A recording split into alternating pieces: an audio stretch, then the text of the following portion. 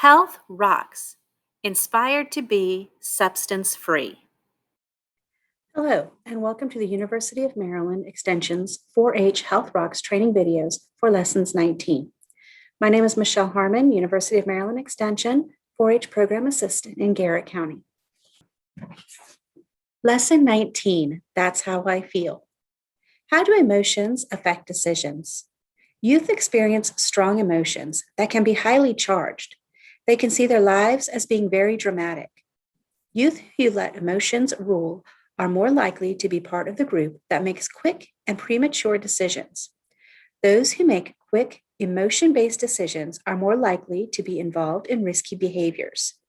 Helping youth understand the role that emotions play in how they react and respond will benefit youth as they apply refusal skills in pressure situations. The energizer for Lesson 19 is called Speed Rabbit. Clear a space and stand in a circle, the facilitator in the middle. Teach a variety of motions to be made by 3 people as described. Point to someone and say elephant.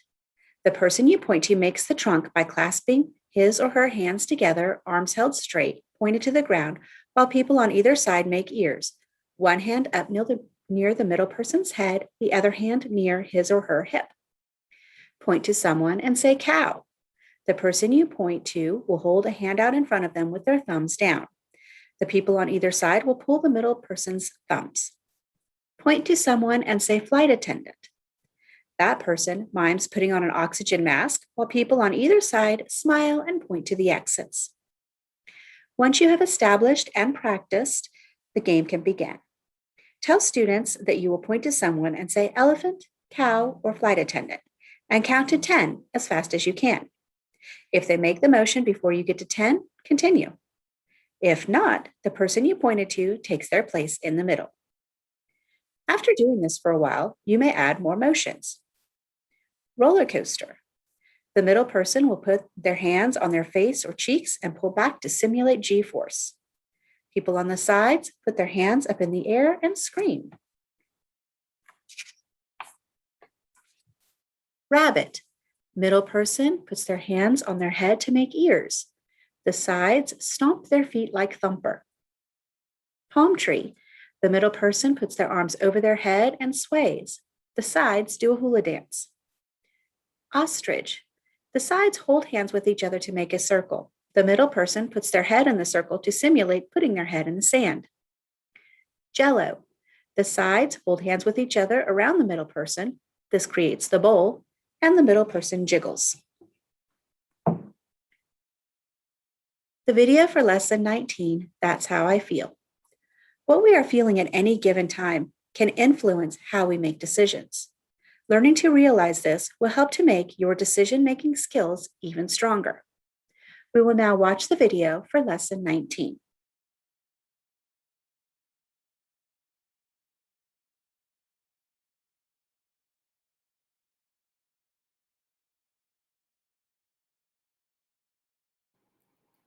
Health rocks. Inspired to be substance free. Why do we do the things we do? Do you have any idea? Think about some of the things that have happened to you in the past week and how you've reacted to them or what you have done after that. And think about the emotions, what you were feeling just prior to those things happening or just after those things happened and the decisions that you've made because of them. Our feelings play such a huge part in what we decide every day and how we make those decisions. So I can give you one example for me in particular. I should never be allowed to go to the grocery store when I'm hungry. That's a bad thing. I buy all sorts of things that are not on my grocery list, things that I would normally not buy just because I'm so hungry. Not a good idea to go grocery shopping when you're hungry. Just like it's probably not a good idea to make decisions if your emotions are really high or really low. Those decisions that you make at that time may not be the best decisions because you are not thinking entirely with your brain. Those feelings that you have can play such a big part in the decisions that you're making. So what are some of these feelings that can affect the decisions that we make? Well, if we're bored, if we're lonely, we're under a lot of stress, we're angry, we're happy, we're excited. There's so many different things that can play into those decisions. Other things that might affect how we make decisions is we want to fit in. We want to feel like we belong. We like that adrenaline rush when we make a decision or we're doing something that puts us in maybe just a little bit of danger or we're taking some risk. Maybe you just want to act more grown up. And so you think that this decision really shows how old you are and how mature you're getting to be. All of these things come into play when we're making decisions. How can these feelings or emotions get us into trouble when we're making decisions? Well, let's break it down a little bit. So, bored. We're feeling bored. It's early afternoon, there's nothing to do, haven't been able to get a hold of any of your friends. Oh, but mom and dad aren't home, and you know just where they keep the beer. You think they'd notice if you took one? So something you shouldn't be thinking about when you're bored. Those feelings of boredom are gonna get you in trouble. Instead, call a friend, take a walk, go outside, play with your dog, read a book, find something that interests you on the internet. Maybe look up how to do something that you've been wanting to do. Pick something else. Don't let that feeling of boredom get you in trouble. What about if you're feeling really excited and you're just so excited and you can't hardly contain yourself and you've just got to go do something and your friends are all with you and you guys are having a great time and somebody brings out their e-cigarette and they're passing it around and everybody's having fun? Not a great idea to partake in that. You're excited, you're having a good time, and you want that feeling to continue. You want to keep having fun with all of your friends, and you certainly don't want to be the one who says no and stop all that good feeling. Slow down and think again. This is again where those emotions can really get you into trouble. You get caught up in the moment and you're just having such a great time, and you may be more inclined to partake in risky behavior. Or maybe that would be the time that your defenses are a little bit low and your friends are able to convince you to try it just this one time. These emotions can get you into trouble. You need to listen to that little voice in the back of your head. We all have it. That's our conscience. It talks to us when we're about to make a decision that may not be in our best interest. Listen to that little voice. When you're so excited and you just want to keep the fun going and you don't want to be the person to bring everybody down, listen to that little voice in the back of your head. We've talked before about short-term consequences and long-term consequences. Listening to that little voice can help keep you out of a lot of trouble and help keep you from facing some of those consequences. What are some other feelings that might get you into trouble? What about if you're feeling stressed? Schoolwork has been piling on top of you. Maybe there's some problems at home. You're just feeling like you're sinking and you just can't cope with anything else. And you start to remember about how your friend told you that smoking marijuana really helps to relax her, and she just doesn't think about anything, nothing stresses her anymore, and you're starting to think, maybe I should try that, just as a way to escape, get away from it all. Do you really think that's going to be an answer?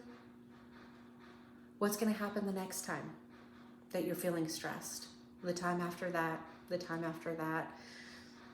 Pretty soon, you're not going to be turning to marijuana just when you're stressed. You're going to be turning to it anytime that you feel like you need to relax or you're just not happy with things. It's not an answer. These feelings can really turn around and kind of bite you in the back if you are not careful. But the positive thing is knowing how much your feelings can influence your decisions can help you to combat that.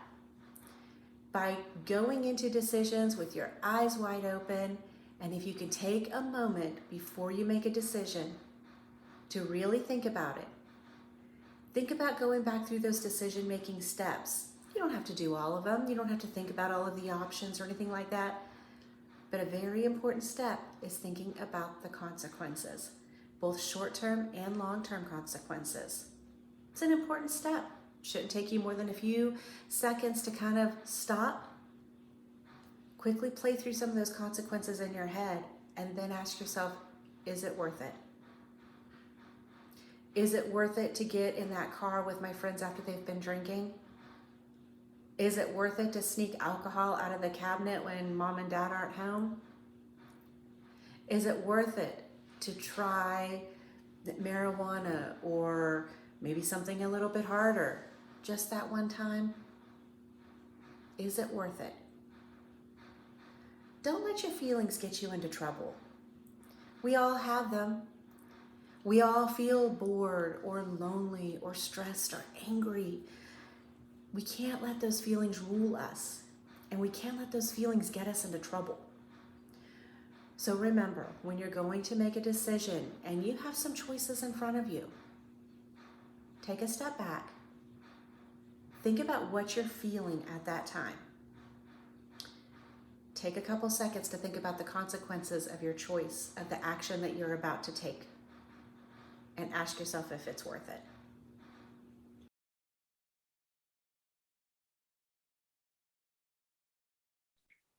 Talk with each participant about what they have done over the last week and how they felt about what they did. You can give examples, such as you took a test and received a good score. How did you feel? Happy? You stayed at home last night. How did that make you feel? Bored? Give each participant the How Does It Make Me Feel handout.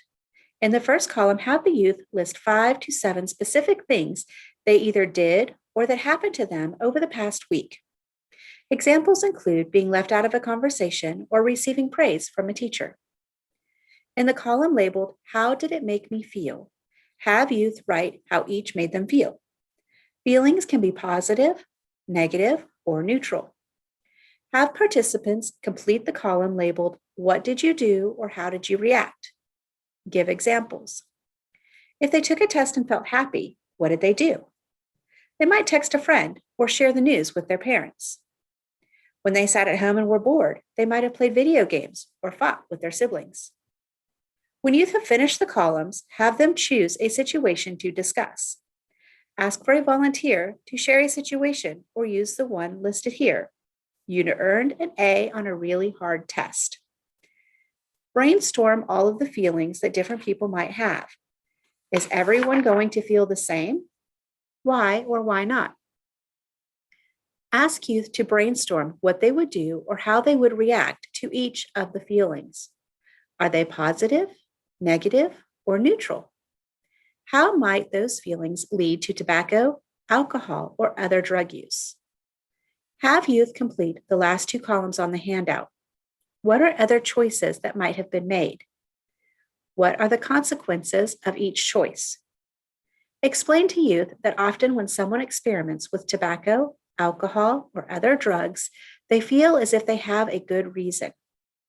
Use the What's Your Reason handout to share some examples of reasons why youth may choose to do certain things.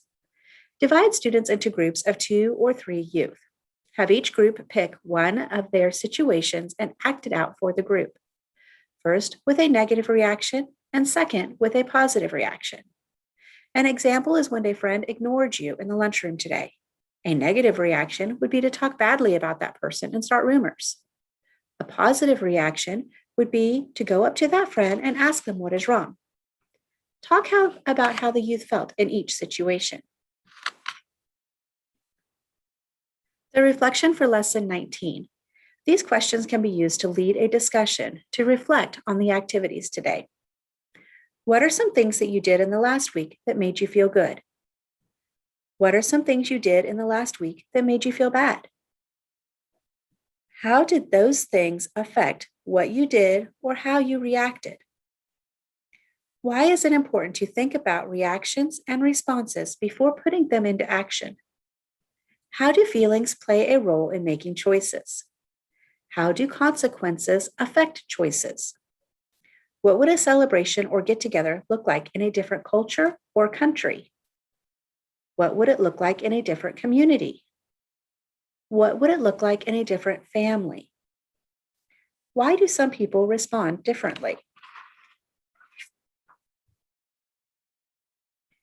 The everyday stresses and feelings that youth endure can sometimes cause them to look for escape by using tobacco, alcohol, or drugs.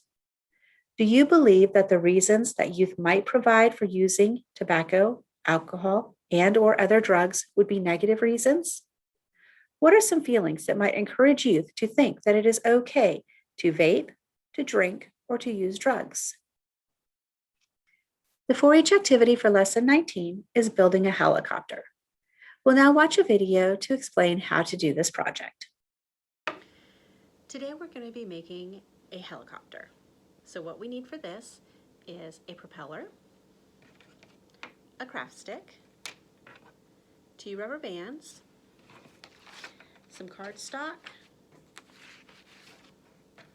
a paper clip, some tape, and a pair of scissors. So the first thing you're going to want to do is cut a helicopter shape or some shape out of your cardstock. So,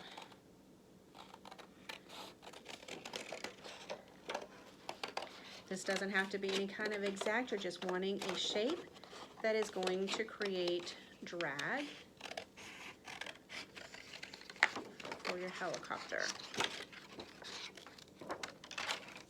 So, here's my shape.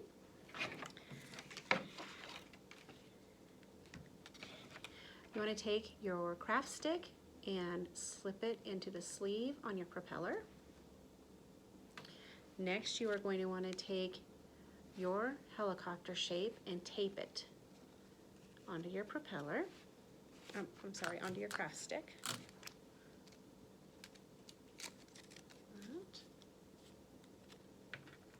You want to take your paper clip and you want to unbend it just slightly. And you are going to tape this onto the bottom of your craft stick.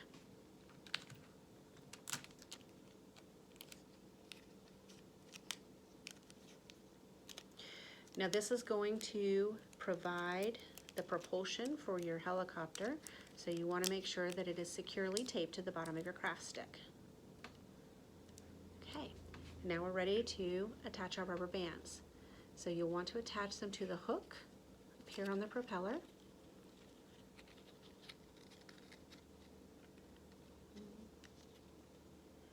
And then down onto your paper clip.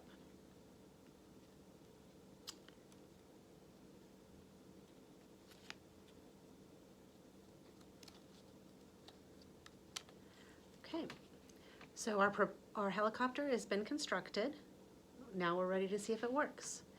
You want to tip the propeller towards you and wind it clockwise. And you're going to want to wind it enough. It's going to take probably anywhere from 50 to 80 revolutions because you want this rubber band here to coil on itself. You want to provide lots of power there so that way when you let it go, you've got plenty of lift for your helicopter.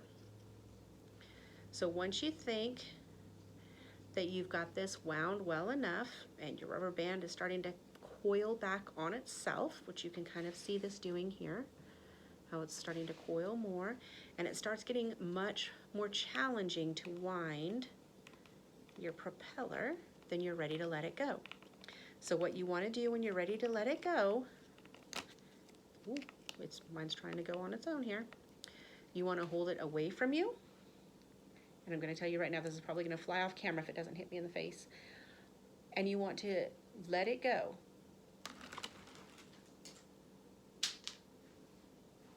And there we did it. Our helicopter flew away. Hope you enjoyed this lesson.